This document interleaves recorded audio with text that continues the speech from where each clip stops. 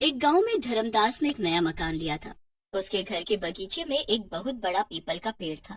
एक रात धर्मदास घर पर सो रहा होता है, तभी उसे जोर जोर से पक्षियों के चिल्लाने की आवाजें आती हैं। धर्मदास नींद से उठ जाता है और अपनी पत्नी तुलसी से बोलता है। भगवान, इस पेड़ पर भी ना जाने कौन कौन से पक्षी आकर बैठने लगे हैं। रात भर सोने नहीं देते। कल ही इस पेड़ को काट देता हूँ, समस्या ही खत्म हो जाएगी। धर्मदास की बात सुनकर तुलसी को गुस्सा आ जाता है और वो बोलती है, ये आदमी तो ना बिल्कुल सठिया गया लगता है। भला पेड़ कौन काटता है? इसे अपनी नींद से कुछ ज्यादा ही प्यार है। कोई भी पाप करने को तैयार है सोने के लिए। फिर धर्मदास और तुलसी लड़कर सो जाते हैं। अगली सुबह धर्मदास गुस्से में कुल्हाड़ी उठाता है और पेड़ को काटने लगता है, लेकिन तभी पेड़ में से खून निकलने लगता है। ये देखकर धर्मदास घबरा जाता है और तुलसी को आवाज लगाता है। खून देखकर वह हैरान रह जाता है। अरे अरे तुलसी, इधर देख क्या हो रहा है। पेड़ में से खून निकल रहा है। इस पेड़ के भीतर कोई इंसान रहता है। अब मैं क्या करूं? धर्मदास की आवाज सुनकर तुलसी गुस्से में बाहर निकलती है और पेड़ से बाहर आते खून को देखकर बोलती है, इस आदमी को मैंने कल भी रोका था पेड़ मत काट, लेकिन इस आदमी को तो नींद चापे रहती है। अब कर दिया ना कोई अपशगुन। तू ना एक दिन हम सबको लेकर डूबेगा। लगता है परसों की मार भूल गया है। अरे भगवान, अब मैं क्या करूं? जो होना था वो हो गया। अब चिल्ला कर क्या होगा? अब मैं क्या करूं?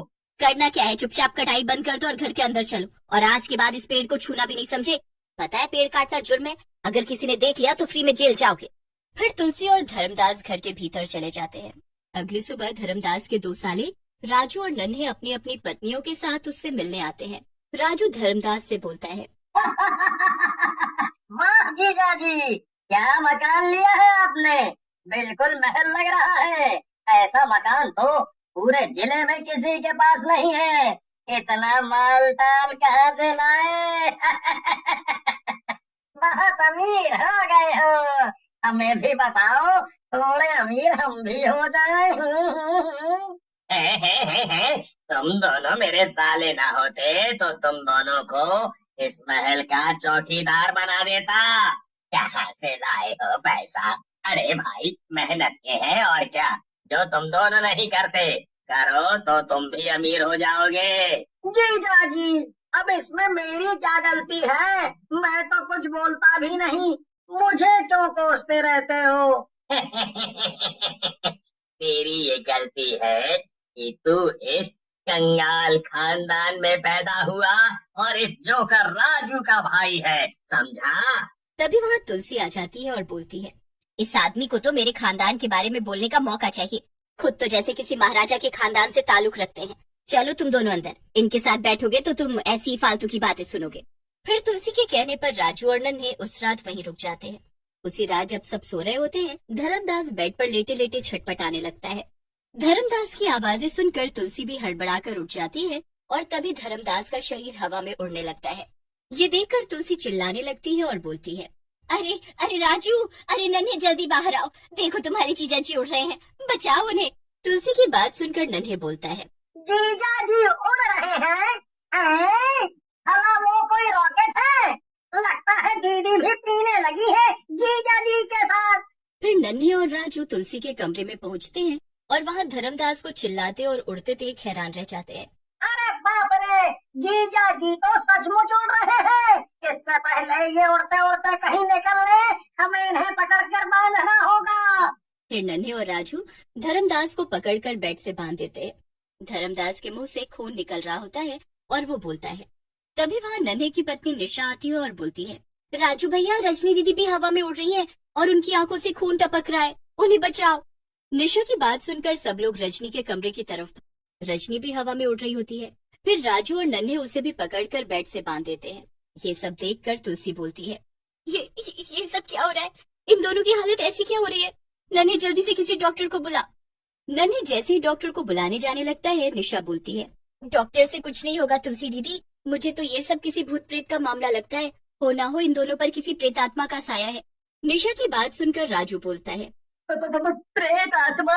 वो तो ठीक है, लेकिन इन दोनों को हम ठीक कैसे करेंगे? अगर ये दोनों ऐसे रहे तो ये दोनों मर जाएंगे। हमें किसी तांत्रिक को बुलाना होगा। बोलो मुझे, नहीं तो मैं सबको मार दूंगी। बोलो। अरे मर गई रे, ये मेल फीमेल कैसे हो गया रे? राजू भैया, मेरे गांव में एक तांत्रिक बाबा रहते हैं, वो बहुत ही पहुंचे हुए बाबा हैं। अगर आप कहो तो मैं उनको बुला कर ले आती हूँ, शायद वो बता सके कि क्या हुआ है। फिर निशा तांत्रिक को बुलाने के लिए अपने गांव की ओर जाती है और जल्दी ही तांत्रिक के पास पहुंचकर उन्हें सारी बात बताती है। बेटी, लगता है तुम्हारे रिश्तेदारों पर किसी चुड़ैल या प्रेत आत्मा का साया है। हमें जल्दी ही वहां जाना होगा, नहीं तो उन दोनों के साथ कुछ अनिष्ट भी हो सकता है। वो सबको मार भी सकते हैं। नहीं नहीं, ऐसा मत कहिए बाबा जी, आप जल्दी से मेरे साथ चलिए और उन दोनों की जान बचाइए। निशा की बात सुनकर तांत्रिक उसके साथ जाते हैं। दोनों कुछ ही समय में धर्मदास के घर पहुंच जाते हैं। उन दोनों को देखने के बाद तांत्रिक बोलते हैं, लगता है इन दोनों पर किसी शैतानी आत्मा का साया है। हमें उसे बुलाकर पूछना होगा, वो इन दोनों के शरीर पर कब्जा क्यों करना चाहती है। बाबा आपको जिसको बुलाना है बुलाओ, जो करना है करो, लेकिन मेरे पति और रजनी को ठीक कर दो। फिर तांत्रिक जमीन पर बैठ जाते हैं और चुड़ैलों को बुलाने के लिए मंत्र पढ़ने लगते हैं। तभी रजनी और धर्मदास की आंखें खुल जाती हैं और वो बोलते हैं, तांत्रिक, तू हमारा कुछ नहीं बिगाड़ सकता है। हम दोनों इन दोनों के शरीर के अंदर हैं और इनकी जान लेकर ही इनका शरीर छोड़ेंगे। बहुत दिनों से कहते, बहुत भूख लगी है, एक बार खोल दे सबको कच्चा चबा जाएंगे। ये दोनों चुड़ैलें तो बहुत शक्तिशाली हैं, मैं इनसे नहीं जीत पाऊंगा। लगता है ये दोनों इन दोनों की जान लेकर ही मानेंगी। ये सुनकर तुलसी रोने लगती है और बोलती है, ये सब उस पेड़ को काटने के बाद हो रहा है। उस दिन पेड़ से निकलते खून को देखकर ही मैं समझ गई थी कि कुछ गड़बड़ जरूर होगी। पेड़ से खून? कहाँ है वो पेड़? मुझे वहाँ लेकर चलो। फिर तांत्रिक तुलसी के साथ पीपल के पेड़ के पास पहुंच जाता है। तुलसी बोलती है, बाबा उस दिन इसी पेड़ को इन्होंने काटा था जिससे खून निकल रहा था। मैंने इन्हें बहुत मना किया था, तब भी ये नहीं माने। काश उस दिन भी झाड़ू से सूद दिया होता, मैंने तो सब सही हो गया होता। तांत्रिक कुल्हाड़ी लेकर उस पेड़ पर जोर से वार करता है। पेड़ पर से खून की धारा निकल पड़ती है। ये देखकर तांत्रिक बोलता है, इस पेड़ पर दो जुड़वा चुड़ैलों की आत्मा रहती थी। उन्हीं दोनों ने तुम्हारे पति और भाभी के शरीर पर कब्जा कर रखा है। हमें इस पेड़ को जलाना होगा। यह सुनकर नन्हे और राजू केरोसिन लेने के लिए चले जाते हैं। तब तक दोनों चुड़ैलें वहां आ जाती हैं। तू कुछ नहीं कर पाएगा तांत्रिक, आज हम दोनों तुम सबकी जान लेंगे। ये हमारा घर है। दैया रे दैया, बाबा हमें बचाओ, इससे पहले ये हम दोनों को मार डाले। हम मरना नहीं चाहते, इसमें हमारी क्या गलती है। निशा और तुलसी की हालत देखकर तांत्रिक बाबा चुड़ैलों पर डंडे से वार करते हैं, जिसकी वजह से दोनों चुड़ैलों का गुस्सा और बढ़ जाता है। बूढ़े, कितनी बार तुझे समझाए कि हम दोनों से दूर रहें, लेकिन लगता है तुझे अपनी जान प्यारी नहीं है। लेकिन तभी नन्हे और राजू केरोसिन छिड़क कर पेड़ में आग लगा देते हैं। ये देखकर दोनों चुड़ैलें चिल्लाने लगती हैं, दुष्टों, ये तुमने क्या किया? जैसे ही पेड़ जलेगा हम दोनों भी मर जाएंगे, बुझाओ इस आग को। दोनों चुड़ैलों के शरीर में आग लग जाती है और वो जलने लगती हैं और कुछ ही देर में पूरी जल जाती हैं। उनके जलते ही धर्मदास और रजनी ठीक हो जाते हैं। अरे मुझे क्या हुआ था और सब बाहर क्यों खड़े हो? नास मीटे, इतना बड़ा कांड करके भोला बन रहा है तू। चल अंदर, आज मार मार कर तेरा भरताना बनाया तो तू कहना मेरा नाम भी तुलसी नहीं।